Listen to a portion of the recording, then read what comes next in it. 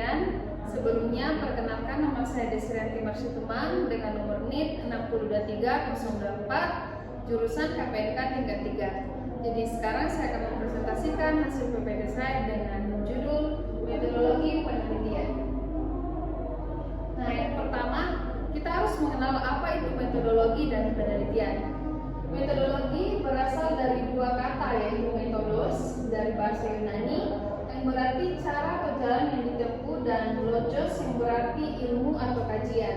Jadi metodologi berarti ilmu tentang cara atau langkah-langkah yang digunakan dalam suatu kegiatan ilmiah. Metodologi membahas tentang bagaimana cara kita melakukan penelitian yang mencakup strategi, prosedur, teknik, dan etika berpikir agar hasil penelitian bisa dipertanggungjawabkan secara ilmiah. Sedangkan penelitian adalah suatu proses sistematis untuk mencari, menemukan, dan mengembangkan pengetahuan dengan menggunakan metode ilmiah. Dalam bahasa Inggris disebut research, dari kata artikel kembali dan search mencari, yang artinya mencari kembali. Penelitian dilakukan untuk menemukan kebenaran baru, menguji teori, atau memecahkan masalah yang ada. Pengertian metodologi penelitian. Metodologi penelitian adalah cara atau langkah-langkah sistematis yang digunakan untuk memperoleh data dan informasi dengan tujuan memahami, menjelaskan, serta memecahkan suatu masalah berdasarkan metode ilmiah. Metodologi penelitian bukan hanya sekedar cara meneliti, tetapi juga mencakup konsep, strategi, teknik, dan logika berpikir ilmiah yang digunakan selama proses penelitian.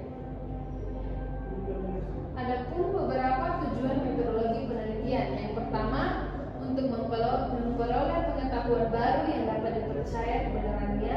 Yang kedua, untuk memecahkan masalah tertentu secara ilmiah. Yang ketiga, untuk menguji teori atau hipotesis yang sudah ada. Yang keempat, untuk menyusun dan mengembangkan teori baru. Dan yang terakhir, untuk menjadi dasar dalam pengambilan keputusan dan kebijakan. Ada beberapa jenis-jenis metodologi penelitian.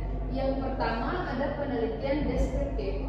Penelitian deskriptif menggambarkan fenomena apa adanya tanpa manipulasi.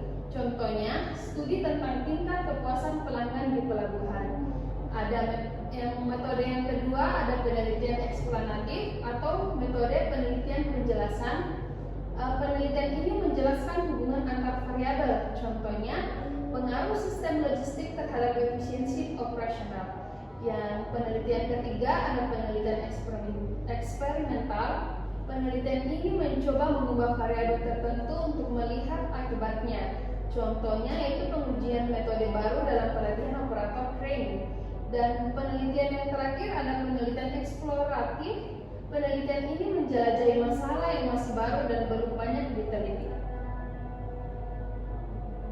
Kita lanjut pada pendekatan metodologi penelitian. Dalam metodologi penelitian ada 3 pendekatan yang perlu kita perhatikan. Pendekatan yang pertama ada pendekatan kuantitatif. Pendekatan ini berdasarkan angka, statistik, dan pengukuran objektif, menggunakan kuesioner, survei, dan eksperimen, dan tujuannya yaitu menguji teori atau hipotesis. Pendekatan yang kedua ada pendekatan kualitatif. Pendekatan ini memacu berdasarkan pemahaman mendalam terhadap fenomena sosial, menggunakan wawancara, observasi, studi kasus, dokumentasi, dan tujuannya untuk memahami makna dan konteks pada suatu peristiwa. Dan cara pendekatan yang terakhir ada cara pendekatan campuran atau mixed methods, yaitu menggabungkan kuantitatif dan kualitatif untuk hasil yang lebih komprehensif. Nah, bagaimana langkah-langkah jika kita ingin melakukan penelitian ilmiah? Adalah beberapa langkah. Yang langkah pertama ada identifikasi masalah. Tentunya kita harus menentukan fenomena atau persoalan yang akan kita teliti terlebih dahulu.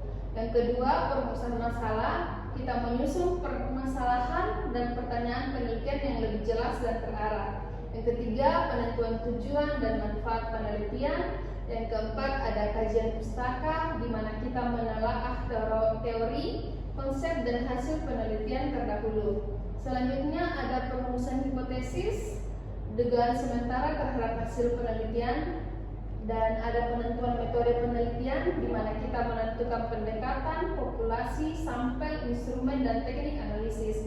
Selanjutnya kita mengumpulkan data. Kita menggunakan teknik seperti wawancara, observasi, kuesioner, atau eksperimen. Dan selanjutnya kita melakukan analisis data di mana kita mengolah data secara statistik atau kuantitatif, atau interpretatif atau kualitatif.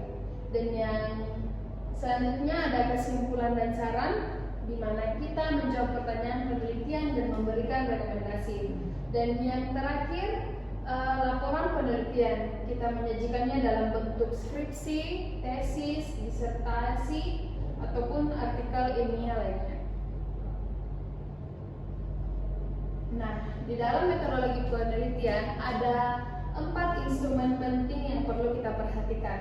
Yang pertama ada kuesioner, kedua pedoman wawancara, yang ketiga lembar observasi, dan yang keempat dokumentasi. Validitas dan reliabilitas. Validitas yaitu sejauh mana alat ukur mengukur apa yang seharusnya diukur. Sedangkan reliabilitas yaitu tingkat konsistensi alat ukur dalam menghasilkan data. Misalnya, kalau kita ingin meneliti kepuasan kerja, maka pertanyaannya harus benar-benar berkaitan dengan kepuasan kerja, bukan hal lain. Itulah yang disebut dengan valid. Dalam metodologi penelitian ada beberapa etika yang perlu kita perhatikan. Yang pertama, menjaga kerahasiaan responden, tidak memalsukan data, personalisasi untuk relevansi, menghargai hak cipta dan sumber, dan menghindari plagiarisme. Peneliti harus jujur dan bertanggung jawab, sekalipun hasilnya tidak sesuai harapan, data tidak boleh dimanipulasi. Hasil dan pelaporan penelitian. Hasil penelitian harus disusun secara sistematis. Biasanya terdiri dari pendahuluan, kajian pustaka, metodologi penelitian, hasil dan pembahasan, dan terakhir kesimpulan dan saran. Nah, kita sudah sampai di bagian kesimpulan. Jadi dari materi kita tadi saya menyimpulkan metodologi penelitian merupakan landasan utama dalam pelaksanaan sebuah penelitian ilmiah karena menentukan bagaimana peneliti mengumpulkan, menganalisis, dan menafsirkan data untuk menjawab pertanyaan penelitian. Metodologi bukan hanya sekedar langkah teknis, tetapi juga mencerminkan kerangka berpikir ilmiah yang sistematis, logis, dan terencana. Metodologi penelitian terdiri atas berbagai unsur penting. Yang pertama, perumusan masalah, yang kedua, tujuan dan penelitian, yang ketiga, kajian teori dan kerangka konsep, yang keempat, pendekatan dan jenis penelitian, yang kelima, ada teknik pengumpulan data, yang keenam, ada analisis data, dan yang ketujuh, ada kesimpulan dan saran. Adapun metodologi penelitian berfungsi untuk mengarahkan peneliti agar bekerja secara sistematis dan efisien, serta hasil penelitian memiliki nilai ilmiah dan memberikan kontribusi nyata bagi ilmu pengetahuan serta masyarakat. Tanpa metode yang jelas, penelitian akan kehilangan arah, validitas, dan kredibilitasnya. Terima kasih atas kesempatannya. Demikian hasil presentasi saya. Assalamualaikum warahmatullahi wabarakatuh.